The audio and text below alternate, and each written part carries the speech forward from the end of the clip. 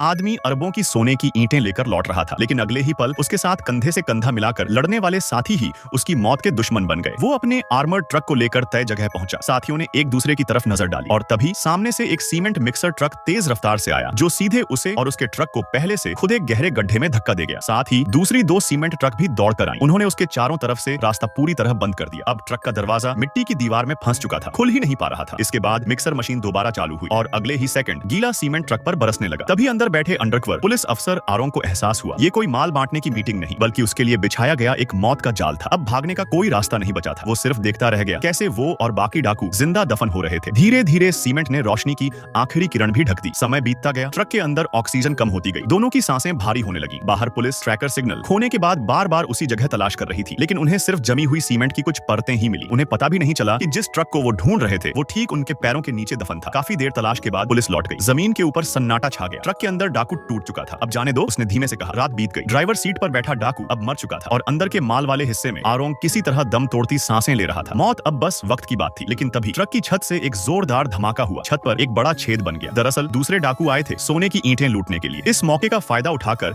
आरोंग ने पूरी ताकत जुटाई, एक डाकू को वहीं ढेर कर दिया और फिर अपने कमजोर शरीर को घसीटते हुए आयरन के उस ताबूत से बाहर निकल आया। पर बाहर उसका इंतजार और भी खतरनाक लुटेरों ने कर रखा था। कभी वो लड़कर बच निकलता, लेकिन अब एक दिन और एक रात फंसे रहने के बाद उसकी ताकत खत्म हो चुकी थी। वो कुछ कर नहीं सका। डाकुओं ने ट्रक से सारे सोने के बक्से निकाल लिए। उन्होंने उन सोने की ईंटों को पिघलाया और सांचों में डालकर उन्हें प्यारे प्यारे सुनहरे खरगोशों में बदल दिया और फिर उन खरगोशों को बेचकर 10 अरब डॉलर की नकदी बना डाली। लेकिन उस गिरोह की महिला बॉस के लिए 10 अरब डॉलर तो बस एक एपेटाइजर था। अब उसकी नजर थी एक और भी बड़े धंधे पर।